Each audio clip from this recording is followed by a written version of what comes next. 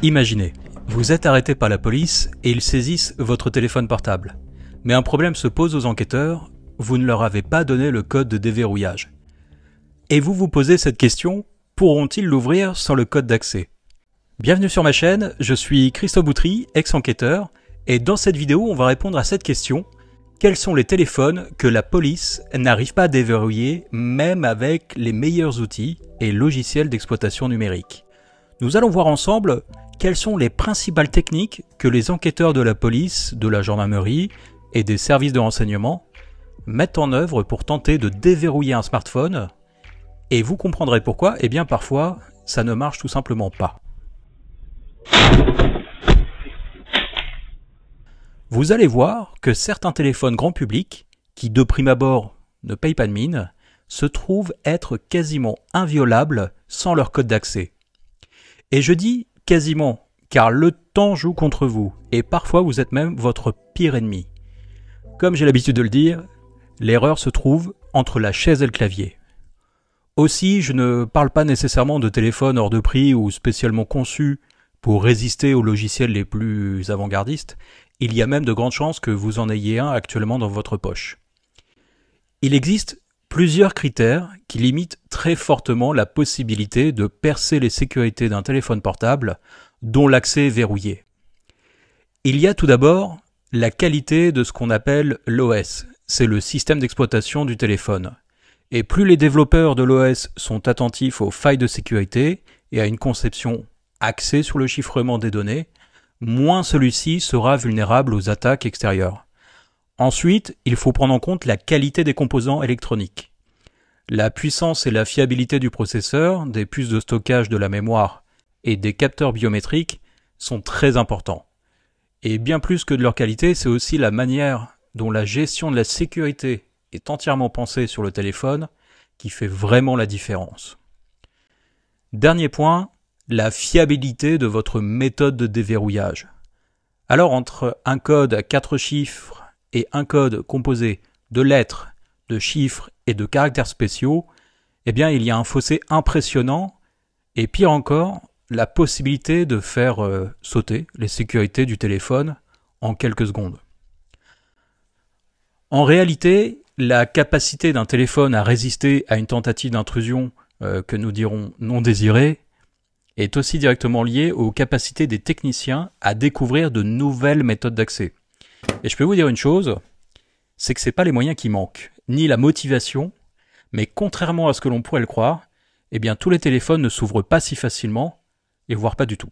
Je vais commencer par ce qui se fait de pire en matière de sécurité, et puis restez bien jusqu'à la fin, car nous verrons les modèles qui, à l'heure actuelle, résistent encore aux forces de l'ordre. Si nos smartphones sont de plus en plus sûrs, c'est grâce à la course que se font les constructeurs pour proposer des modèles toujours plus respectueux de votre vie privée.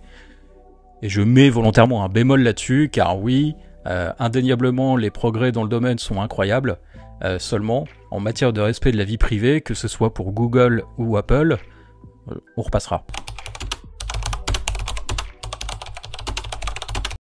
Donc, cette surenchère à la sécurité des smartphones, c'est premièrement parce que ça répond à une demande des utilisateurs, mais aussi parce que la loi leur impose de mettre en place des mécanismes de protection fiables. Et deuxièmement, parce que c'est un excellent argument marketing pour nous donner l'illusion de la maîtrise. Alors, je suis mauvaise langue, mais il est certain que beaucoup d'acteurs du secteur ont mis le paquet dans ce domaine ces dernières années, et au grand regret des États et des forces de l'ordre, qui rêvent d'avoir la possibilité d'une backdoor. Et enfin, l'essentiel, j'ai envie de dire, c'est que ça fonctionne. Parce que pour rendre les téléphones toujours plus impénétrables aux curieux, non sollicités, les constructeurs de smartphones et les développeurs d'applications sécurisées, eh bien, ils mettent le paquet. Donc ça va être le chiffrement avancé, la localisation du téléphone avec la possibilité d'effacer les données à distance, le chiffrement des données que vous envoyez vers le cloud, et les innovations ne manquent pas d'année en année.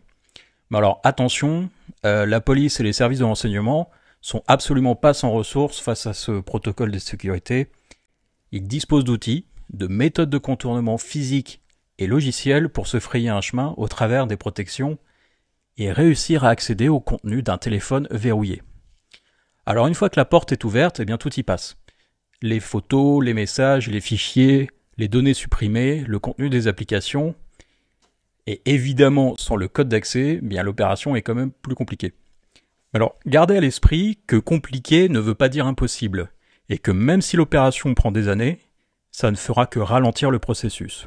Une fine connaissance du modèle à déverrouiller permet très rapidement de cerner la technique qui sera la plus fiable. Car l'enquêteur ou le laboratoire qui va prendre en compte le téléphone va aussi prendre en compte cet aspect qui est très important, et il n'aura pas le temps de mettre en œuvre toute une batterie de techniques. Et aussi, il faut penser à préserver l'intégrité des données en prenant strictement aucun risque de bloquer le téléphone à jamais, et pire encore, de détruire le contenu.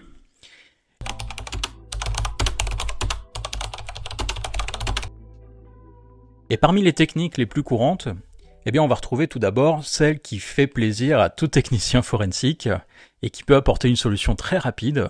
C'est ce qu'on appelle la vulnérabilité dans le système d'exploitation ou dans un composant matériel du téléphone.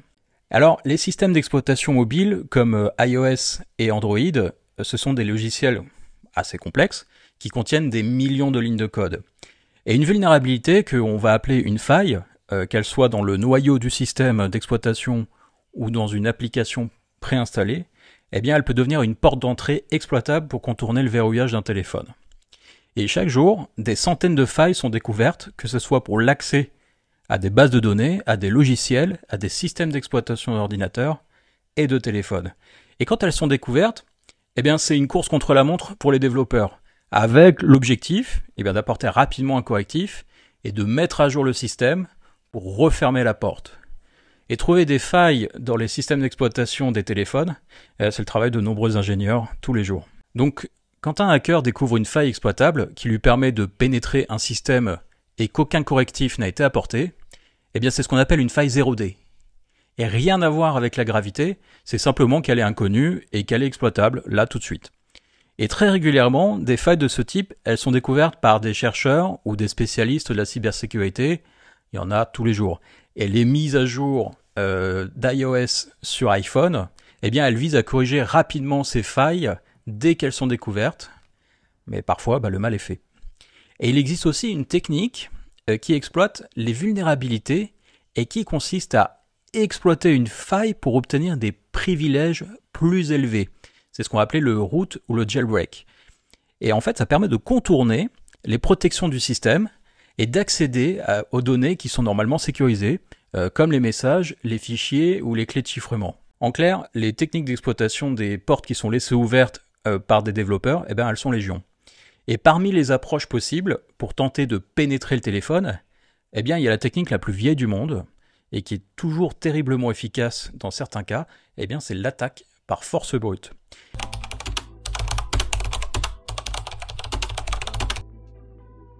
Et ça consiste à tenter de découvrir le code de déverrouillage en multipliant les tests de combinaison. Alors bien sûr, pas la main une par une, mais à l'aide d'ordinateurs spécialement conçus pour réussir à tester un maximum de combinaisons en un minimum de temps. Alors cependant, c'est une technique qui se heurte à de plus en plus de restrictions logicielles qui sont mises en place, comme la limitation du nombre de tentatives de saisie de code.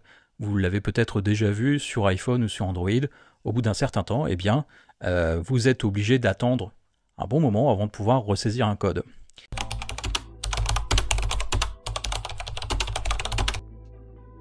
Au rayon des tentatives de déverrouillage, il y a également le contournement de la biométrie. Et certains modèles de téléphone bas de gamme disposent de lecteurs d'empreintes digitales ou de systèmes de reconnaissance faciale de très mauvaise qualité. Et la possibilité donc de tenter un déverrouillage avec une reproduction de l'empreinte obtenue, par exemple avec une photo de main de bonne qualité, ça reste plausible. Et sur certains téléphones Android, toujours bas de gamme, la reconnaissance faciale a pu fonctionner avec un simple selfie. Il y en a qui ont essayé. Donc, il y a quand même un point important, c'est qu'après un ou deux échecs d'un déverrouillage avec la biométrie, le code est exigé. Donc ça reste une méthode qui est assez risquée et qui ne fonctionne pas vraiment sur iPhone, où par exemple la reconnaissance faciale se base sur une modélisation 3D complexe avec la détection de signes de vie, comme le suivi du regard avec nécessairement les yeux ouverts. Donc si on vous force à ouvrir les yeux, ça devient problématique. Access denied. Access denied. Access denied. Access denied.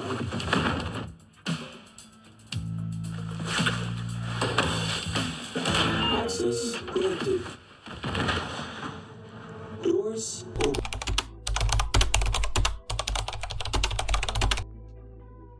Et pour finir sur cette liste non exhaustive, vous trouverez toutes les techniques de social engineering. En d'autres termes, c'est tenter d'obtenir le code à partir de vos informations personnelles ou éventuellement d'un tiers qui pourrait connaître le code. Alors, je parle par expérience, on sous-estime le nombre de personnes qui soit notent le code d'accès quelque part, ou soit utilisent des informations très personnelles.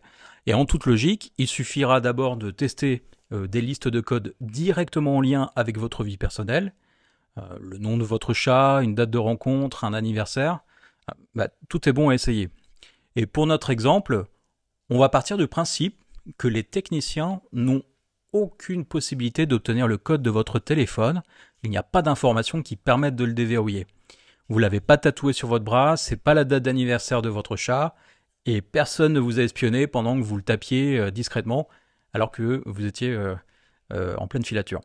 Donc, on vient de le voir, il y a énormément de possibilités pour tenter de forcer l'ouverture d'un téléphone, mais pourquoi est-ce que le code d'accès d'un smartphone est-il si important pour accéder à son contenu et à sa mémoire? Eh bien parce qu'il joue le rôle d'une clé. Et c'est cette clé, ce code, qui permet de confirmer au téléphone que vous êtes bien l'utilisateur et de donner accès aux clés de chiffrement qui protègent les données stockées dans la mémoire. Pour faire simple, imaginez que le contenu de votre téléphone, donc les photos, applications, messages, appels, géolocalisation, sont stockés sur la mémoire flash. Et cette mémoire, elle est verrouillée à la manière d'un coffre-fort numérique ultra sécurisé grâce à un processus qu'on appelle le chiffrement. Qu'est-ce que ça signifie? Si quelqu'un parvient à forcer ce coffre-fort sans avoir la clé, eh bien tout ce qui se trouve dedans est illisible. Et les données sont transformées en une suite totalement incompréhensible de caractères aléatoires.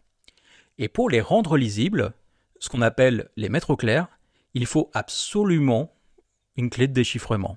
Si elle n'est pas là, c'est terminé. Donc sur un smartphone, la clé de chiffrement des données, eh bien, elle est stockée directement sur l'appareil, et idéalement dans une zone matériellement isolée et sécurisée du reste des composants. Et cette zone, souvent appelée enclave sécurisée, eh bien, elle est conçue pour être étanche aux interactions extérieures non autorisées. Et lorsque vous utilisez un code d'accès, une empreinte digitale ou la reconnaissance faciale, le téléphone utilise ces informations pour vous authentifier. Et une fois l'authentification validée, la clé de chiffrement est autorisée à déverrouiller les données stockées sur l'appareil et ça permet l'accès. Prenons l'exemple d'un iPhone. Sur ces modèles, le code d'accès lui-même joue un rôle très important dans le processus de déchiffrement. L'iPhone intègre une unité matérielle totalement spécialisée qui s'appelle Secure Enclave, qui est physiquement séparée de la mémoire principale. Et c'est dans cette enclave sécurisée que sont stockées les clés de déchiffrement. Lorsque vous saisissez le code ou que vous utilisez une méthode biométrique, eh bien le Secure Enclave effectue une vérification et si elle est réussie, elle active les clés de déchiffrement et c'est ces dernières qui vont permettre de déverrouiller les segments chiffrés de la mémoire, qui sont souvent comparés à des mini coffres-forts pour rendre les données totalement accessibles. En gros, Sésame, ouvre-toi. Alors pour vous, tout ça c'est invisible. Vous tapez votre code et en une fraction de seconde, vous avez accès au contenu de votre téléphone. C'est très simple pour l'utilisateur, mais en arrière-plan, c'est incroyablement complexe. Et pour que ce chiffrement fonctionne, il faut que le téléphone en soit équipé. Et c'est vraiment là que les choses se compliquent. Prenons un exemple simple. Vous vous souvenez, les téléphones à clavier, ceux d'avant l'ère d'iPhone. Donc avenir tout proche, même s'il paraît encore être du domaine de la science-fiction, un téléphone pas plus grand qu'une télécommande de téléviseur et avec lequel vous pourrez appeler partout, de n'importe où. C'est fabuleux et c'est pour demain, 1993. Eh bien ces téléphones à 30 € qu'on trouve encore au supermarché ou dans les bureaux de tabac, ils utilisent un système d'exploitation qui est très rudimentaire. et ils sont pas équipés pour chiffrer les données. Donc le résultat, eh bien, c'est que si un code d'accès est en place, il suffit quelques secondes au logiciel des enquêteurs pour contourner la sécurité, accéder à l'intégralité du contenu. En d'autres termes, les téléphones simples, on oublie, ils sont absolument pas sécurisés, sans compter qu'avec l'impossibilité d'utiliser des messageries chiffrées, toutes les communications sont entièrement tracées. Et c'est avec les smartphones modernes que les choses deviennent beaucoup plus intéressantes et beaucoup plus complexes pour les enquêteurs. Alors pour savoir quels sont les téléphones qui sont pratiquement inviolables, et j'insiste sur pratiquement volontairement, car il est techniquement impossible de garantir qu'un téléphone ne pourra jamais être déverrouillé. Il faut comprendre un point essentiel. C'est une fois que la police saisit un appareil, celui-ci est placé sous scellé. Il est déconnecté du réseau, en théorie, et il cesse d'être mis à jour. Et dans cette configuration, avec un téléphone qui est stocké sans mise à jour, il faut bien comprendre que durant le temps qui s'écoule, les techniques d'exploitation de failles continuent de progresser. Et ce qui signifie qu'un téléphone qualifié d'inviolable aujourd'hui pourrait ne plus l'être demain. Donc, votre téléphone, celui de notre exemple, il est placé sous scellé. Et si vous vous demandez pourquoi les enquêteurs l'enveloppent parfois dans du papier aluminium ou le glissent dans un sac spécial, eh bien c'est tout simplement pour créer une cage de Faraday. Ça permet de bloquer les signaux radio et ça empêche toute réception ou l'émission de données. Et en clair, ça permet d'éviter qu'un complice qui serait informé efface le téléphone à distance en utilisant par exemple l'application localisée Mon iPhone. En France, le partenaire principal des forces de l'ordre pour ce type d'analyse technique se nomme Cellebrite. Cette entreprise israélienne est spécialisée dans l'extraction, l'analyse et la gestion des données numériques. Elle fournit aux États et aux autorités des solutions logicielles qui sont très puissantes pour analyser les téléphones, ainsi que des valises d'exploitation qui sont capables de forcer les sécurités les plus performantes et d'aspirer le contenu d'un appareil numérique. Alors bien sûr, c'est un marché qui est très concurrentiel et il existe d'autres entreprises de ce type, comme Greycase, qui travaillent sur le même principe, exploiter des failles souvent inconnues des constructeurs pour contourner les protections des téléphones. Avec leurs outils, un téléphone, tout comme un ordinateur dont le code a été fourni, il peut être aspiré sans aucune difficulté.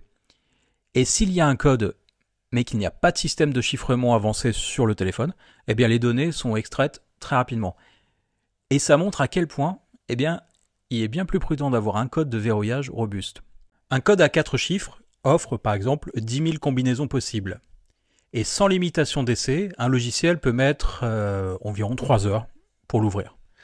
Avec un code à 6 chiffres, on passe à 1 million de combinaisons et un peu plus de 10 jours pour le déchiffrer à raison d'une tentative par seconde.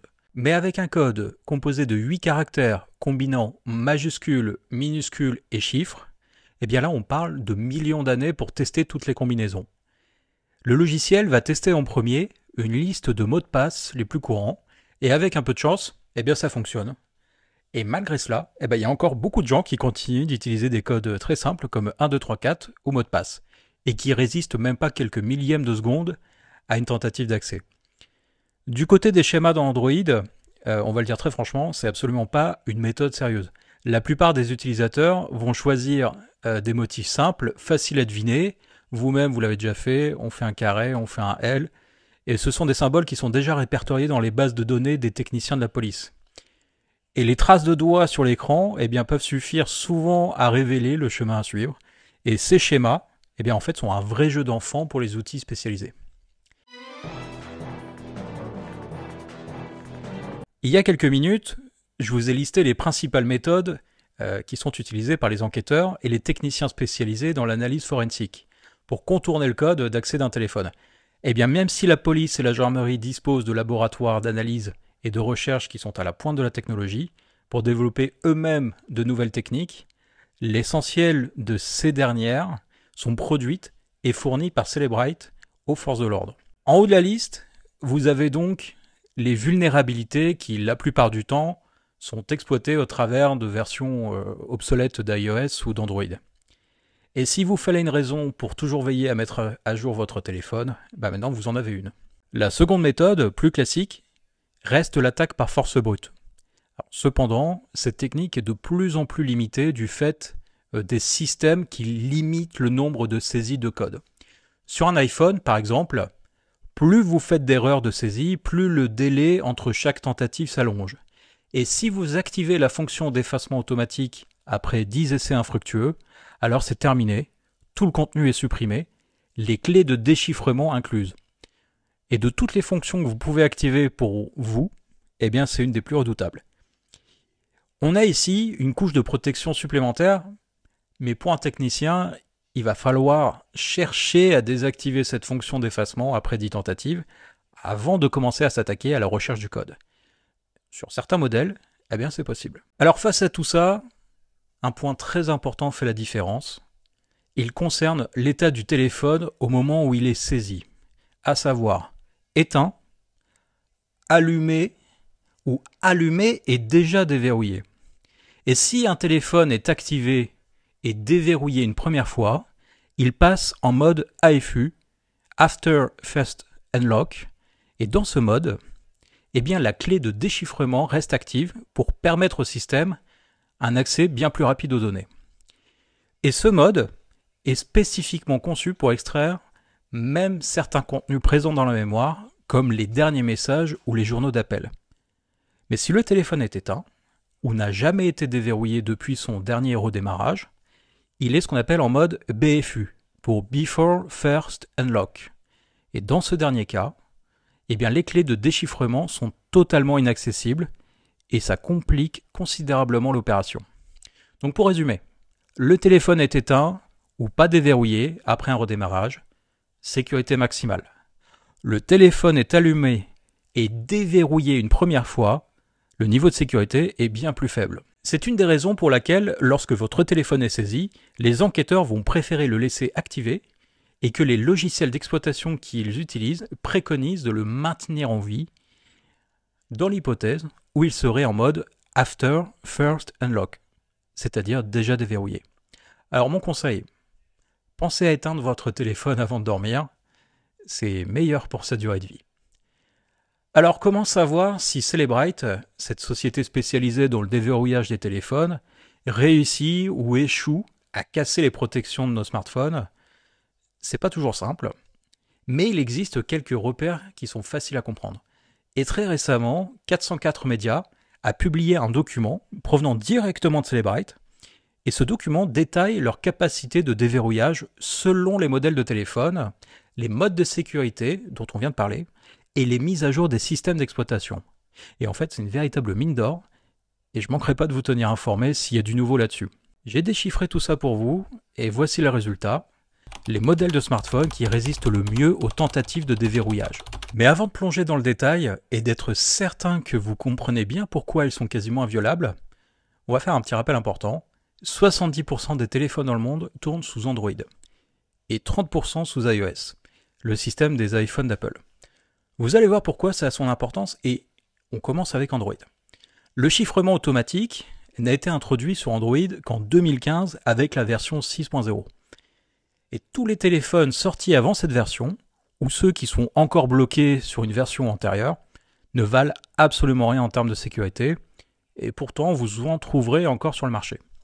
Le véritable problème avec Android, c'est l'extrême lenteur du déploiement des mises à jour. Lorsqu'une nouvelle version d'Android est lancée, il faut bien souvent attendre plusieurs mois avant qu'elle arrive sur tous les téléphones. La principale raison est liée aux myriades de différentes surcouches logicielles qu'appliquent les constructeurs comme Samsung ou Xiaomi. Prenons un exemple, la mise à jour d'Android 15 qui est sortie officiellement en octobre 2024, après les versions test, eh bien elle ne sera pleinement disponible sur les derniers modèles Samsung qu'en janvier 2025. Et il faut se rendre compte que 3 mois, c'est une éternité en matière de protection des données. Car pendant ce temps-là, eh bien Cellebrite va pouvoir analyser les failles de la version bêta, la version développeur, et se préparer à exploiter celle de la version publique.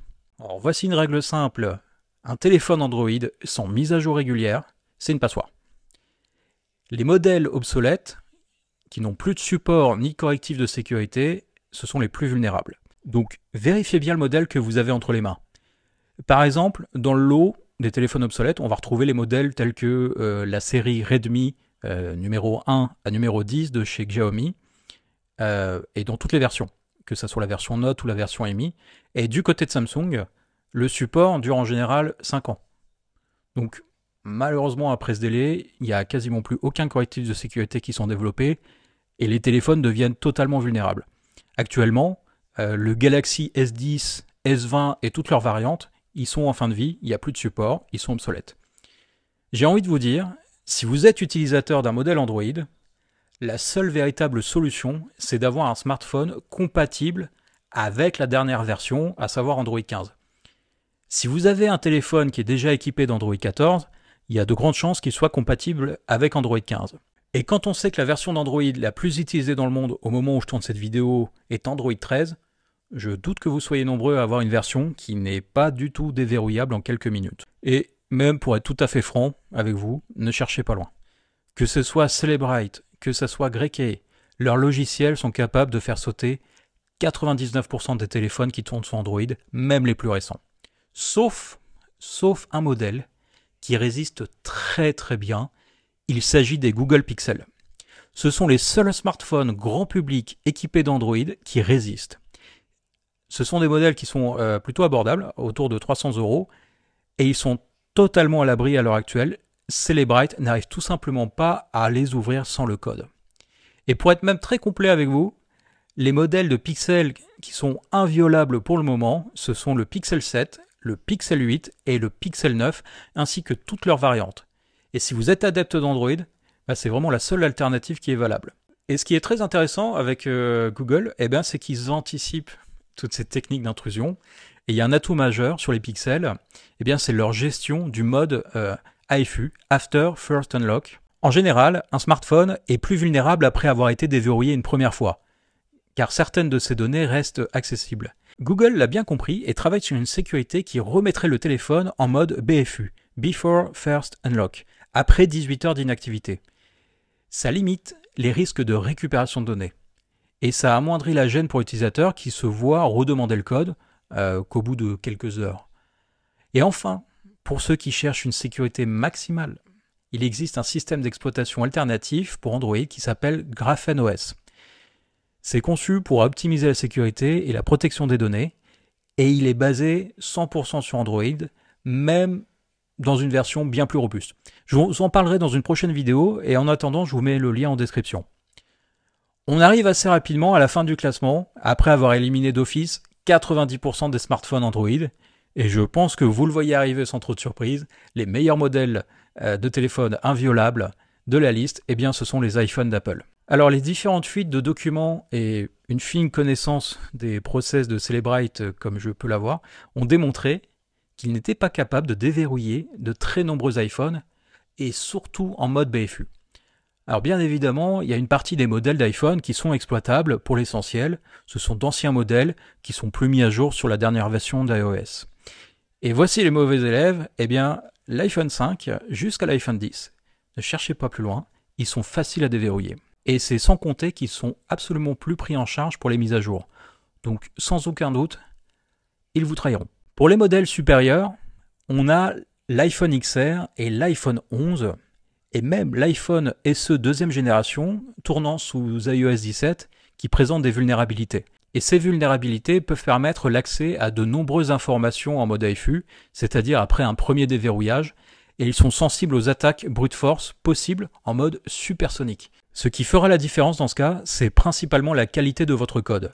Un code à 4 chiffres, c'est vraiment une mauvaise idée, mais en revanche, un code alphanumérique complexe, comme on en a parlé tout à l'heure, ça peut suffire à fortement limiter les chances de succès. De l'iPhone 12 à l'iPhone 14 sous iOS, il est possible d'obtenir des données, mais seulement en mode AFU. Mais avec la mise à jour sous iOS 18, ils sont totalement inviolables. Et bien sûr, toute la série iPhone 15 et iPhone 16 sous iOS 18, rien à faire. Ils s'ouvriront pas et certainement pas avant plusieurs mois, voire plusieurs années, sauf si une vulnérabilité importante venait à être découverte. Mais en général, sur un OS très récent, il y a peu de chances que ça soit pas corrigé très très rapidement et qu'il n'y ait pas le temps réel d'exploiter cette faille. Alors récemment, quelques observateurs du monde Apple ont fait une découverte qui est très intéressante sur iOS 18.